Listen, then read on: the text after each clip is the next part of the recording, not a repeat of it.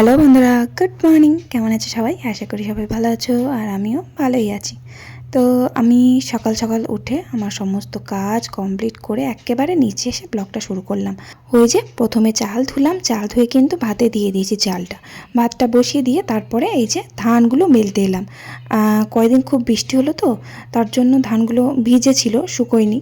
তো এবার এক বস্তা করে রোদে দেওয়া হচ্ছে, কারণ বেশি 2 বস্তা করে ধান করা হয়। 2 বস্তা ধান এবার যদি ঝট করে বৃষ্টি চলে আসে না, 2 বস্তা ধান তুলতে তুলতে না বৃষ্টিতে ভিজে যাবে। কারণ সেদিনকে তাই হয়েছে, মানে 10টাও বাজেনি, 10টার আগেই হঠাৎ করে মেঘ উঠে এমন ঝড় উঠে গেল না, সে কি বলবো, কালবৈশাখী ঝড়ের মতন। আর হুড় করে বৃষ্টি শুরু হয়ে গেল, মানে ধান তোলবারও সময়টা পায়নি।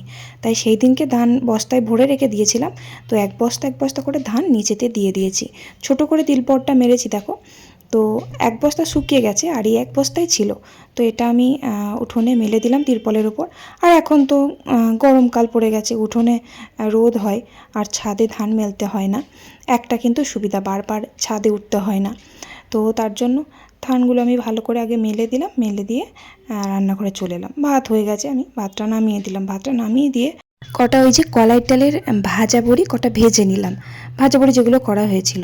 তো ভাজা বড়িটা ভাজি ওই যে জলখাবারে আলু সিদ্ধর সাথে মাখে, তো ভাল লাগে খেতে।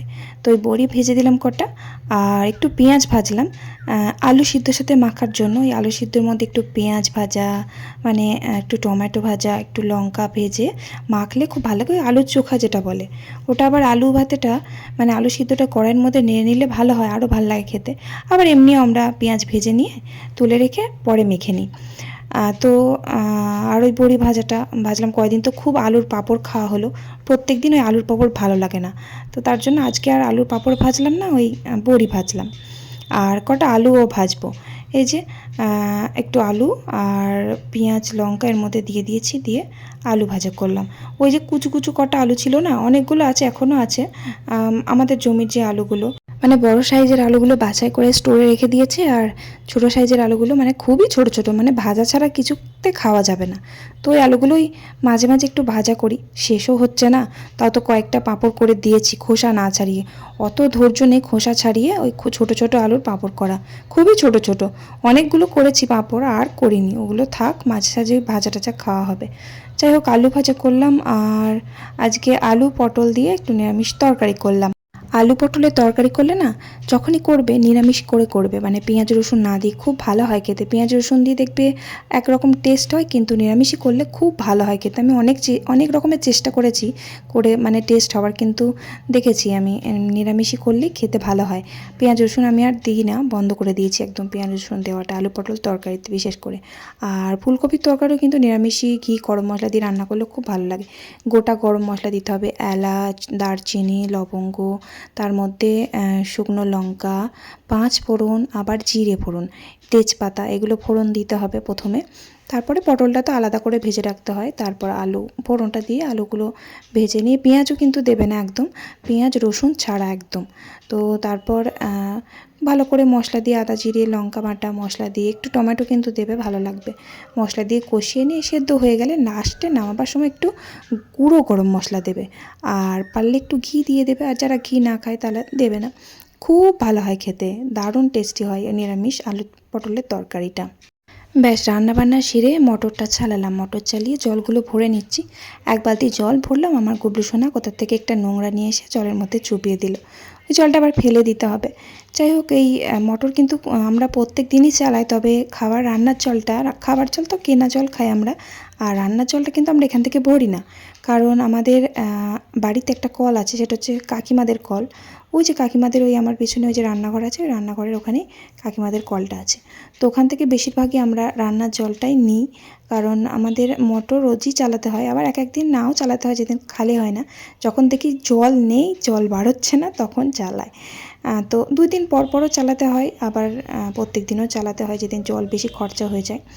আর রান্নার জল, ওই যে বললাম রান্নার জলটা আমাদের মোটর থেকে ভরি না বেশিরভাগ দিন, আমাদের ওই কাকিমাদের কল থেকে জল ভরি, কারণ কাকিমাদের কলে 3 বার জল দেয়। তো এবার সকালবেলাও দেয়, আবার 10:30টার দিকেও দেয়, আবার বিকেলবেলাও দেয়। তো এবার আমরা 10:30টার সময় যখন জলটা আসে তখন ভরে নিই। আবার এক একদিন যেদিন আমার রান্না হয়ে যায় সব ভরে নিই, হয়ে যায়, পরের দিন আবার হয়ে যায়, আর জল ভরতে হয় না। যাই হোক, তো তারপর আমি জলটা ভরে নিয়ে আমি ধানগুলো তুলে ফেললাম, কারণ আবার দেখছি মেঘ মেঘ করেছে। যদি আবার বৃষ্টি হয়ে যায়, ধানগুলো হয়েও গেছে, কারণ ধানটা অর্ধেক শুকানো ছিল, এই যে বললাম অর্ধেক শুকানো ছিল। তো এবার বৃষ্টির জন্য তুলে রাখা হয়েছিল, মানে ধানের জলটা আর কি মরেছিল। তো সকালবেলা দিয়ে দিয়েছিলাম, তো আর খুব রোদের জোর হয়েছিল বলে ধানটা শুকিয়ে গেছে। তো ধানটা আমি তুলে দিলাম। আর কুবলু সোনা দেখলে তো মাকে কত হেল্প করে, ও ধানগুলো গুটিয়ে দিচ্ছিলো, মানে জড় করে দিচ্ছিলো যাতে আমি তাড়াতাড়ি তুলতে পারি। যাই হোক, তো তারপর রান্নাবান্না তো হয়ে গেছে, ধোয়া মাজাও কমপ্লিট হয়ে গেছে। তারপর আমি ছাদে এলাম আর আমের আচার করব, যেটা আমি প্রত্যেকবারই করি। তো এবার একটু লেটই হয়ে গেল, কারণ আগের বার আমের বাকল হয়ে যাওয়ার আগেই আমের আচার করেছিলাম। সত্যি বলছি, আমের আচার, আমের বাকল ছাড়া আমের আচার যারা পছন্দ করে বা করেছো, খুব ভালো হয় খেতে। আমের বাকল ছাড়া আচারটাই বেশি ভালো হয়, মানে আটি, অল্প আটি যেটা হয়ে যায় না, ওইটা ছাড়া। আবার অনেকে কী বলো তো, আমের আচার করে বাকল না হলে আচার পছন্দ করে না, মানে বাকল হবে তবে আচার করে।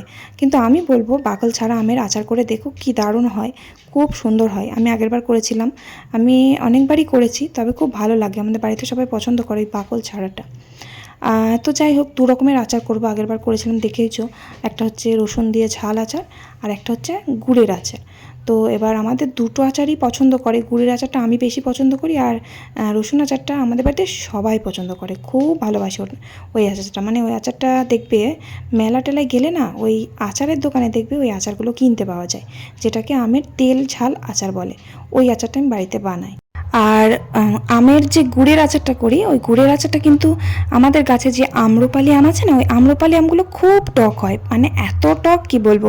মানে ওই আমের আচার করতে গেলে গুড়ের আচার না, ওটা ঝাল আচার করলে পারফেক্ট। আর যেটা গুড়ের আচার, সেটা হিমসাগর, বোম্বাই, এইসব আমে গুড়ের আচার করলে গুড়টা কম লাগে। তো এবার যেটু বাজার থেকে অনেক আম নিয়ে এসছে, মানে বাজার থেকে কিনে নয়, কেউ দিয়েছে যেটুকে আর কি, অনেকগুলো আম খাওয়ার জন্য দিয়েছে, চাটনি বানি খাওয়ার জন্য। তো অনেকদিন চাটনি করলাম। তো এবার এত আম কী করি বলো তো, ফ্রিজে রাখলেও আমার অনেক দিন থেকে পড়েই আছে ফ্রিজের মধ্যে। এবার আচার করব করব করে করা হচ্ছে না, ফ্রিজে রেখেছি, তাও দেখছি কেমন মানে শুকনো হয়ে গেছে, লালচে লালচে রঙ চলে এসছে, লাল লাল হয়ে গেছে। তো আমি দেখছি না, দরকার নেই, আজকে আচারটা করে ফেলবই। আজকে করা হবে না, সরি, আজকে করা হবে না, আজকে কেটে একটু রোদে দিয়ে দেবো, কালকে আচারটা করব। কারণ একদিন রোদ তো খাওয়াতেই হয়, আমের তো রস থাকে, সে রসটা মরে যাবে রোদে। তো দু রকমের আচার করব বললাম। আর আমার কাকা শ্বশুর, উনি আম বাগান নেয় আর কি। তো কাঁচা মেটে আম শুনেছো তো, কাঁচা মেটে বলে অনেকে, আবার কাঁচা মিষ্টিও বলে। তো ওই আমগুলো খেতে খুব ভালো হয়, কাঁচাতে খাওয়া যায়, মিষ্টি মিষ্টি হয়। ওই আম এক গাদা দিয়েছে, মানে 1-2 কেজি মতন দিয়েছে। তো ওই আম বড় ছেলে নিয়ে এসে দিল আমাকে, বললো মা কাটো, খায়। তো ওই কাঁচা মেটে আম কটা কাটলাম, কেটে খেলাম। তা নাহলে এই টক আম খাওয়া আমার পক্ষে সম্ভব নয়। আগে খুব খেতাম, এখন দাঁত শিরশির করে। আম মানে টক আম খেলে যে সারা দিন আমার দাঁতটা মানে শিরশির করবে একদম। তো যাই হোক, তো আম টামগুলো কেটে রোদে দিয়ে আসলাম, ধুয়ে ভালো করে। কালকে করবো, আজকে আর হবে না। তো তারপর আর একটা আম মানে কাটলাম, নিচেতেই কাটলাম, কেটে আমি চাটনি করব, কারণ আজকে আর চাটনি করতে মনে নেই। তো এবার তা না হলে নিচেতেই চাটনি করে ফেলতাম। আর টক ডালে যে আমটা সেদ্ধ করি, মানে আমি কি করি বলো তো, টক ডাল এখন আর করি না, কারণ আমার কুবলু সোনার জন্য আবার আলাদা ডাল করতে হয়। বাড়িতে আর কেউ টক ডাল রোজ খায় না, আমার বর ছাড়া কেউ খায় না। আমার বড় ছেলে আগে খেতে, এখন আর খায় না, আর আমি তো খাই না। তো এই আমটা আমি আলাদা করে সেদ্ধ করি, দিয়ে রেখে দিই, আর সবার ডাল তুলে রেখে আমার বরের ডালটার মধ্যে আমটা মিশিয়ে দিই, এরকমই করি। তো ওটা আমার মনে নেই করতে, আজকে আমের চাটনিও করতে মনে নেই, আম সেদ্ধ করতেও মনে নেই। তো আবার উপরে গ্যাসে একটু চাটনি করে দিলাম, আর একটু আম সেদ্ধ করে দিলাম। তারপরে চান টান করলাম, দিয়ে খেতে বসলাম। আর আজকে ঘরেই খেতে বসলাম, খুব গরম লাগছে, প্রচণ্ড গরম। আর আমার ননদ আছে, এসছে। তো এবার ডাক্তারে ওকে ডাইনিং টেবিলেই খেতে বলেছে, তাই ও ডাইনিং টেবিলেই খাচ্ছে। আর ওখানে সবার হবে না, তাই জন্য আমি ঘরেতেই এলাম। আর গরমও লাগছে খুব, তাই জন্য ঘরেতে বসে পড়লাম, একসাথে খেয়ে নিলাম। বিকেলবেলা ছাদে এলাম আমগুলো তুলতে, তারপর মনে পড়লো যে আমে তো আমি নুন হলুদ মাখাতে একদম ভুলে গেছি। মানে যে ঝাল আচারটা করব সেটাতে নুন হলুদ মাখানোর দরকার নেই, ওটা জল ঝরলেই হবে। কিন্তু গুড়ের আচারটা তো আমে নুন হলুদ মাখাতে হতো, মনে নেই আমার। তো আবার কি করব, এখন আর মাখালাম না, বেলা হয়ে গেছে, কালকে মাখিয়ে রোদে দিয়ে দেবো। তো দেখো খুব মেঘ করেছে, মনে হচ্ছে প্রচুর বৃষ্টি হবে। আর আজকে খুব খুব খুব আনন্দের একটা দিন। পশ্চিমবাংলায় পদ্ম ফুল ফুটে গেছে, জয় শ্রীরাম। কি হাত, জয় শ্রীরাম বল, জয় শ্রীরাম, জয় বাংলা। লাথি মারো। তুই আমার বিরোধী পক্ষ, তোকে আমি বাড়ি থেকে দূর করে দেবো। হাট। জয় শ্রীরাম, বিজেপি জিতে গেছে, পদ্ম ফুল ফুটে গেছে পশ্চিম বাংলায়। জয় শ্রীরাম। বল বল বল বল বল, জয় শ্রীরাম। জয় শ্রীরাম। জয় শ্রীরাম। জয় শ্রীরাম। তো আম খাবো। কি মেঘ করেছে, বৃষ্টি হবে প্রচুর। তো আম খাবো না। না খেও না, খুব টক আমগুলো। নুন আর হলুদ মাখাতে মনে নেই আমার, শুধু রোদে দিয়ে রেখে দিয়েছিলাম। আজকে আর আচার করা হবে না, কালকে করব। গুড় আনা হয়নি, গুড় লাগবে মনে হয় 1-2 কেজি গুড় লাগবে। আর ঝাল আচারটা করবো। আমাদের এখানে সব বাজনা নিয়ে বার হবে। জিতেছে যতই হোক। চ দেখি। মোদিজি জয় শ্রীরাম। বেশি বাড়াবাড়ি হয়ে যাচ্ছে, ধরে পিটাবে আমাকে সবাই। দেখো, রাজ্যের যেই মন্ত্রী হোক না কেন, যেন রাজ্যের ক্ষতি না হয়, মানে ভালো হোক। ওই যে ভাতাগুলো দিচ্ছে, মানে যুব সাথী যেটা আর কি, বা মানে হালকা বয়সী মানে ইয়াং ছেলেদের যেগুলো দিচ্ছে, ওটা না দিয়ে বয়স্ক মানুষদের দেওয়াটাই উচিত, তাই না? মানে আমি আমার মতামত বলছি আর কি। এবার যার যেটা মতামত আর কি, মানে কোনো পার্টি মাটি আমি করি না, এসব কিচ্ছু না। জাস্ট আমি সাধারণ মানুষ হয়ে এই কথাটাই বলতে চাই যে মানে ছেলেদের চাকরি হোক, ছেলেরা খেটে খাক, ওদের ভাতা দেওয়ার কোনো দরকার নেই। তারপর বয়স্ক মানুষ যারা খেতে পারে না, মানে কর্ম করে খেতে পারে না, তাদের ভাতা বাড়ানো হোক, তাই না? আমাদের কিছু দরকার নেই। আমরা আমাদের বড়দের কাজ থাকবে, মানে ছেলেদের কাজ থাকবে, তাহলেই বাড়ির মেয়েরা ঠিক সংসার চালিয়ে নিতে পারবে, তাই না? দেখো, আমার মতামত যেটুকু আর কি, মানে আমার মধ্যে থেকে আমি বললাম যে দেখো, মানে যেই আসুক না কেন, 5 বছরের বেশি না থাকাই ভালো। মানে কি বলবো, যেই আসুক, মানে বিজেপি হোক বা তৃণমূল, মানে আমি কারো হয়ে কথা বলছি না, যেই আসুক না কেন, 5 বছরের বেশি হয়ে গেলেই না মাথায় চড়ে বসবে। যাই হোক, আমাদের রাজ্যের ভালো হোক, সবার ভালো হোক। আর এই যে দেখো, আমার সেই দেওর, এই দেওরটা আজকে আমাদের বাড়িতে এসছে, আমার সাথে বেশ গল্প গুজব করলো। তো চিনতে পারছো কিনা অবশ্যই কমেন্ট করে জানিও। ভালো লাগলে অবশ্যই লাইক করো। Tata, bye bye.